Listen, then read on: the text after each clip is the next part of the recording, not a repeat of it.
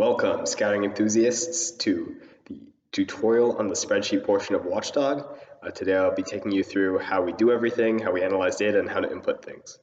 So you're going to start on the setup page. So you can see to the left, there is all the teams in the competition.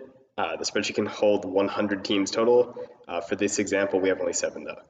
You can also input your match schedule, and the first thing you're going to do is press the Generate Team Sheet button. So it shows number of teams, and this may take a second, but also make sure to enable macros before you open the sheet, which will let you run all these programs.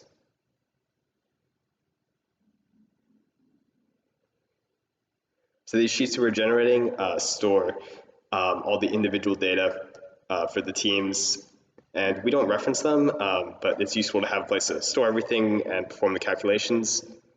This macro does take a while to run, but yeah, you can do this before the competition begins. So once that's done, we can hide all of the team sheets as well as the individual sheet, as we don't actually use those when we're looking at them. Do make sure though that the individual sheet is unhidden before running the macro, otherwise it won't work. But you can see here in Team Finder, all the data for teams, pit scouting, and then all the calculations we perform can all be found here. And that's true with all the teams. You can switch between different options and it will show the data. But how do you input data? Well, we can go to raw input, and when you scan in, they'll look like strings like this. You can press the expand data button to expand it to the full spread out data. If you're just using the save data function on the tablet and you're loading in a separate sheet, you can just copy paste in these parts and that'll work too. You can also highlight 2 zones at once, expand data on those. And this process is exactly the same for the pit scouting. Let's find the button to expand data. There we are. That now fully expands. And that data, if we go over to 1712, we can see that's now inputted in the system. So if we want to compare teams to each other, we've got multiple tools for that. One is summary statistics. So this is just all the calculations we perform on teams in one place. So median points per game, mobility frequency, median points auto, max points auto, the list goes on. A bunch of useful stuff for you to compare. And there's also everything color coded. So that's handy. But sort stat, this allows you to sort all the different teams by the metrics you're looking for. So if you want median points per game in descending order, you can see that team number 1 in our example is the best, but we can also then change that up, like median pieces auto, ascending. And that also sorts this entire column so you can see stats on that. Everything is yet again color coded. Then another tool we have for visualization is the graphs. Now before you use the graph, make sure you adjust the size of the graph to the number listed there. So to do that, you click on the graph data. This is only for the left graph, by the way. You right graph, doesn't need this, but change all of the constraints to 8. And now it's fully to size. And this lets you compare multiple different variables with all the teams. So we can sort by median points per game on the x-axis, defense frequency on the y-axis, and sure we can keep median points auto as the dot size. Now there's only 7 teams on here, but you can notice it's already starting to get kind of crowded. So over on the right hand graph, this allows you to just single out 3 different teams to compare between. And so this is useful when you're just trying to compare the top 3 teams or just 3 options to pick list. So visualization graph 2 allows you to compare one individual stat over time. So if we wanted to look for